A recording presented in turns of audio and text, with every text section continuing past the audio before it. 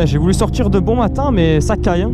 Ouh. Là, je peux te dire que le froid, tu le sens bien. Comment on va les potes? J'espère que vous allez tous très bien. En tout cas, moi, ça va vraiment super bien comme d'habitude. Bon, aujourd'hui, on se retrouve pour une nouvelle vidéo. On va dire la partie 2 de ma dernière vidéo. Donc là, cette fois-ci, ça va être les points forts de la MT-07. Bon, j'ai vu que ma dernière vidéo, elle a super bien marché. Donc autant vous dire que voilà, ça m'a super bien motivé pour faire cette vidéo. D'ailleurs, je tiens à remercier Jules, Éloi et Steve. Voilà les 3 derniers abonnés de ma chaîne YouTube.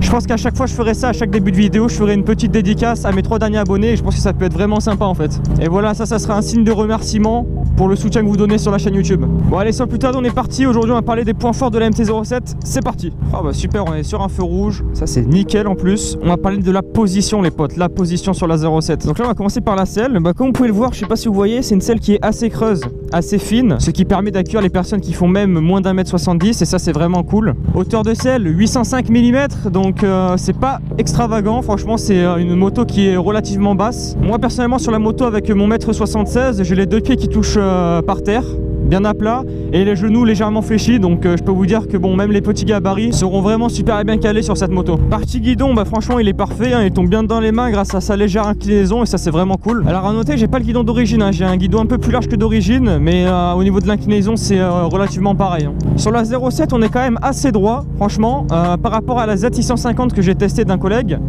On est moins ancré dans le réservoir et on a moins une conduite sportive, on va dire, on est moins en mode attaque. D'accord, ça prend une photo sur un passage piéton. C'est sympathique. Donc maintenant sur la MT, on va parler du compteur. Alors franchement, c'est un compteur super bien, il n'y a rien à dire là-dessus. Yamaha ont vraiment super bien travaillé. Donc là, on a affaire à un compteur full numérique qui fait vraiment assez moderne, on va pas se le cacher. Sur ce compteur, on peut retrouver énormément d'informations. Donc on a l'heure qui est juste ici, je sais pas si vous allez voir, la jauge à essence, la température moteur, vous avez également la température extérieure, vous avez le trip A, le trip B, le contour qui est juste ici.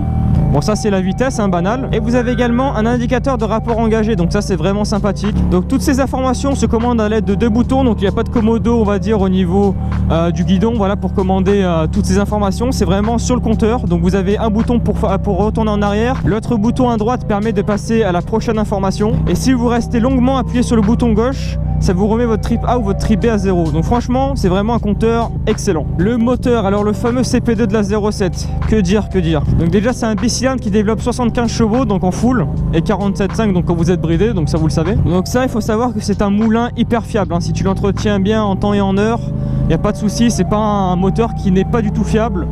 Il a fait ses preuves, hein, j'en connais beaucoup qui ont 80 000 bornes avec, donc franchement rien à dire. Sur presque toutes les plages du régime, vous avez une disponibilité du moteur quasi instantanée, et ça c'est vraiment cool parce que c'est un moteur hyper coupleux. Que ça soit en bridé ou en full, même en bridé, les jeunes conducteurs peuvent vraiment s'éclater avec cette moto. Donc franchement là-dessus, rien à dire. Yamaha, franchement ils ont fait un moteur super fiable et super efficace. Bon, maintenant parlons de la sonorité un peu. Alors je leur rigole parce que je ne parle pas bien entendu de l'échappement d'origine, hein, qui sort tout droit d'une boîte de conserve. C'est pas pour être méchant, mais c'est vrai que la ligne d'origine de la MT, on a l'impression que c'est une moto électrique malheureusement, mais bon, dès que tu commences à lui mettre une ligne, ça chante super bien. Alors bien entendu, chicaner, hein, pardon, bon dans tous les cas, hein, que vous déchicanez la moto, vous la laissez chicaner, elle fait un boucan pas possible quoi. Beaucoup s'en lassent à la longue. Moi personnellement, ça va faire 2 ans que je l'ai et je m'en lasse jamais. À chaque fois que je la prends, c'est un kiff. Le bruit, franchement, c'est un truc de fou.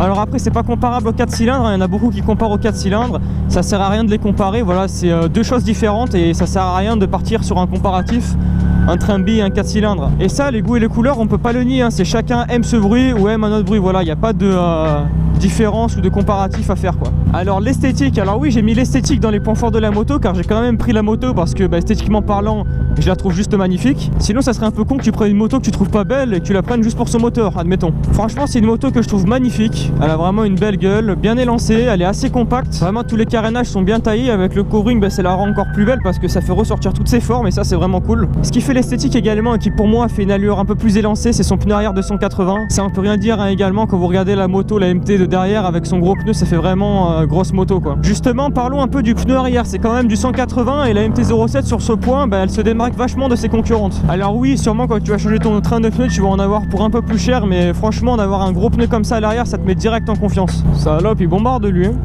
Il va à combien là? Ah, il est prêt, il est pratiquement à 50, hein, il a 45, hein. La fameuse corniche d'or, franchement ça c'est une route superbe à faire.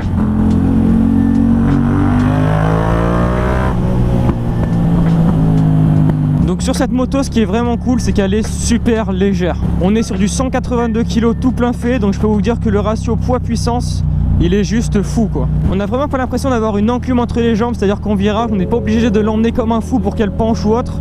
C'est vraiment un truc super appréciable. Surtout pour les jeunes permis qui veulent débuter, c'est une moto qu'on prend vite en main et qui se manie vraiment super bien dû à son poids. Donc ça c'est vraiment un point qui est excellent. Alors voilà, ça c'est les points à mes yeux que je trouve super intéressants sur la MT-07. Ah, il est beau lui.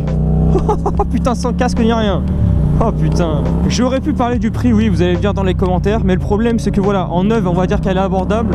Mais sur les sites de vente à particulier, comme par exemple sur Le Bon Coin, les mecs se touchent mais d'une violence, laissez tomber quoi. Donc ça sert à rien de parler des prix, ça peut porter à confusion. Les prix sur Le Bon Coin sont vraiment à chier quoi, hein. On va pas se le cacher, les mecs ils savent que la moto est cotée, donc du coup bah, ils font grimper les prix. Le tarif c'est pas un point fort de la MT-07, surtout quand on cherche une moto d'occasion. Des fois t'en trouves qui ont 30 000, 40 000 bornes et qui sont encore à 5 500 voire 6 000 euros juste pour des options, des lignes souvent qui viennent des Chinois. Donc franchement voilà, j'ai pas envie de m'avancer sur le sujet. Les potes, tous les critères que j'ai énumérés dans cette vidéo, ça reste mon avis. Certaines personnes auront sûrement un avis différent de moi, et ça c'est normal, je le conçois. Mais tous les possesseurs de la MT-07, je pense qu'ils comprendront à peu près tout ce que je dis. Si vous avez kiffé la vidéo, n'hésitez pas à rejoindre la chaîne pour ne rater plus aucune de mes vidéos et à liker la vidéo, ça serait vraiment hyper cool. Et moi de mon côté, je vous dis à la prochaine pour une prochaine vidéo. C'était Luckyz les potes, ciao!